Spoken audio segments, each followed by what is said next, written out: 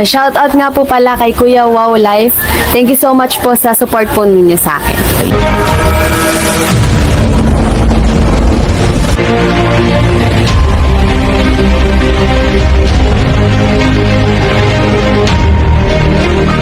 Hello guys, shoutout po sa inyong lahat, no? At your service, Mr. Wow Life TV. Ito na naman tayo. Gagawa din ng reaction ngayon kasi dumadami na yung basos na isang Joy Diwata. And take note, nagbabalikan yung mga yung mga banggiitan or yung mga legit na mga baso ni Joy Diwata. So bago tayo magsimula guys, syempre suportahan natin ang buong team Kalingap sa pamumuno ni Kuya Val Santos Matubang, Kalingap Rab, Atid na Vlogs at sa lahat ng mga Kalingap Reactors na mga solid at Kalingap Charity Vloggers. So ito na nga, natawa na lang ako dito kasi kumbaga 1 year na yata mahigit or magto 2 years na nakukontent ko itong nanay na to. So hindi ko naman babastusin to, depende kung hindi init ang ulo ko dito sa babaeng to. Lilia Dumangas Batoon. Nagbalik ka na naman. Ano na naman yung mo? Bakit galit? Bakit galit na galit ka na naman kay Joy? Ano na naman ginawa ni Joy sa'yo? Kung mahal mo si kasi mga Franjoy naman nakasupport naman sa idol mo di ba? Hindi ko lang sabihin kung anong pangalan, pero alam naman ng mga Franjoy fans kung sino yung idol mo dito sa Kalingap Love Team. Ikaw dito, bastos mo kasi matanda. Napakabastos mo sa totoo lang. Kasi sabi mo dito, ano yung sabi mo dito? Comment ni Lilia Dumangas Batoon. Matanda na si Joy, hindi na hiya tumabi kay BBC, kay Carla. Kapal mikha. Mali pa spelling. Sabi niya, kapal mukha to Kapal mikha mo, gilagi, traitor ka. Alam mo ba yung ibig sabihin ng traitor, nanay?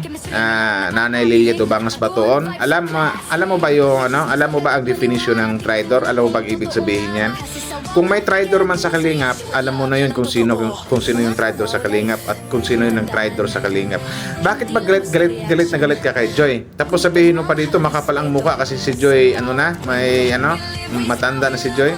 Sige nga, sa inyong dalawa, sino mas matanda sa inyong dalawa? Ito si Joy, batang bata pa, 21 anyos. Ikaw, 60 years old ka na yata or magsi-70 na. Ikaw yung dapat mahiya kasi ganyan yung comment mo.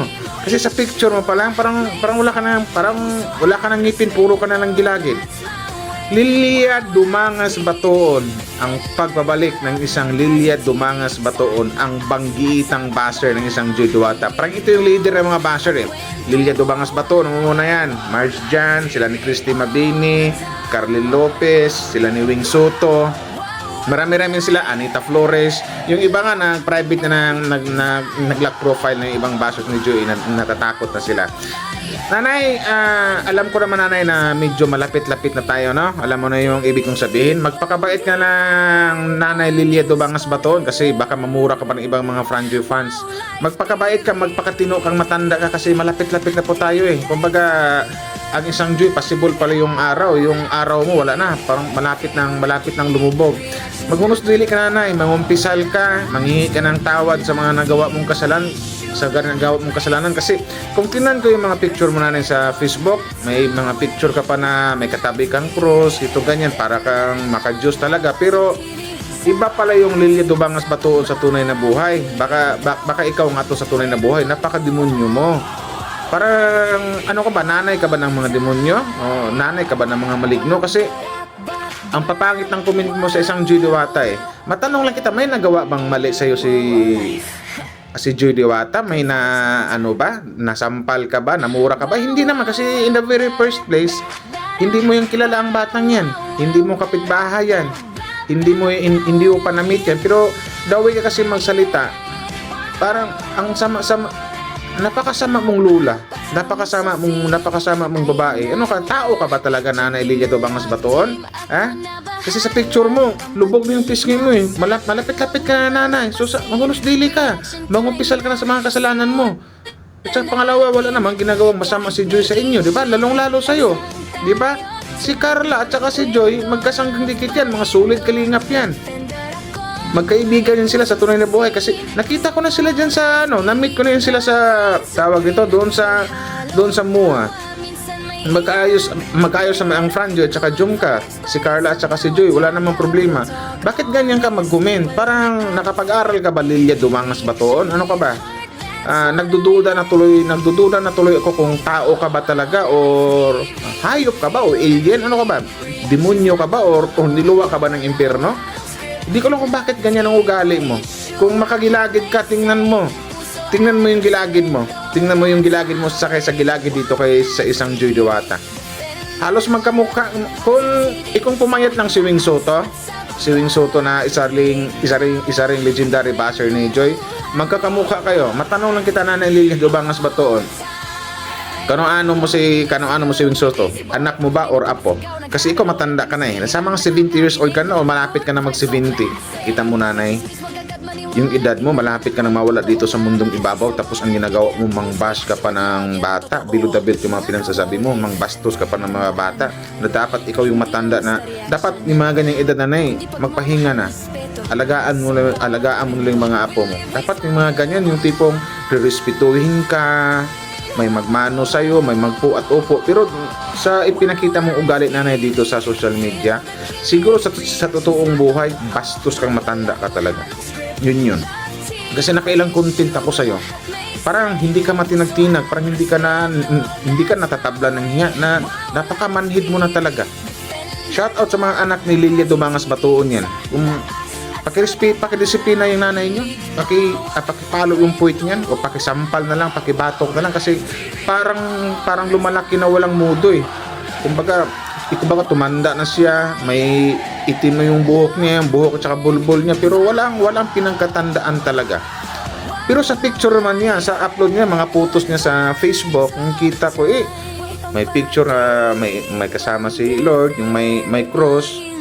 Tapos, kung magsalita siya dito kay Joy Diwata, napaka-demonyo. Diba? Ang sarap mo murahin, nanay. Sa totoo lang. Nako, hindi ko lang ina mo. Magbago-bago ka na, Lilia Dubangas Batuon. Akala ko namamahinga ka na. Bigla ka nagbalik. Nabuhay ka uli. Sino nagbuhay sa'yo? Sa tanda mo yan, nakuha mo pang mangbash. Wala namang ginagawang masama sa inyo ang isang Joy Diwata. Diba? Hindi ka nga kilala ng isang Joy Diwata, pero dawi ka magsalita, dawi ka mag-comment laban sa isang Joy Diwata. Ang tindi. Ang bastos mo, matanda ka, wala kang mudo, wala kang respeto. Ikaw yung example sa mga matatanda na hindi na dapat respetuhin. Sa totoo lang, Lilia Dumangas Batuon. Dapat sa'yo batutain.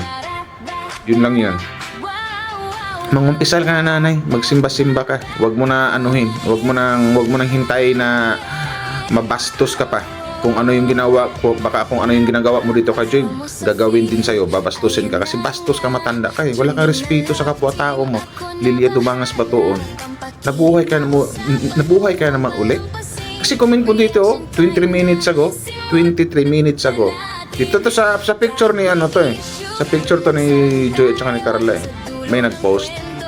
Comment ko na, yung karamihang mga comment, maayos naman. Walang pero silang bukod tangi na nag-comment ng ganito. Matanda na si Joy, hindi nahiya, tumabi kay bibi ka. Nanay, kumusta naman yung edad mo? Hello. Ikaw yung hindi nahiya. Dapat ikaw yung mahiya, nanay. Nanay Lilia Dumangas Batuon, kasi matanda ka na. Hindi ka na nababagay sa social media. Kung ganyan ang ugali mo.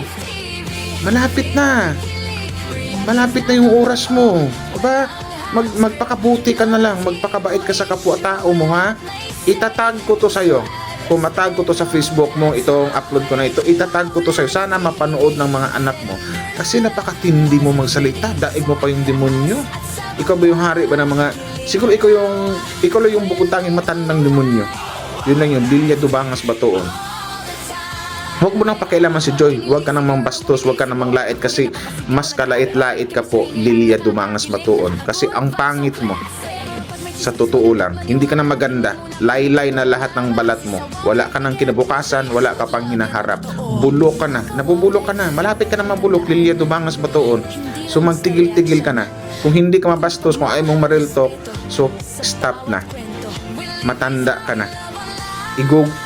Google mo na yung oras mo sa nalalabing buhay mo dito sa mundong ibabaw. Ha? Huwag ka namang bahas. Matanda na dapat sa'yo magpahinga ka na. Huwag kang bastos sa matanda. Yun lang yun. Matandang bastos. Walang modo, walang respeto. Parang hindi ka nadisiplina ng mga magulang mo. Lilia Dumangas, Batuon. My God! Grabe ang ugali mo. Papailing na lang ako. Love and vibe.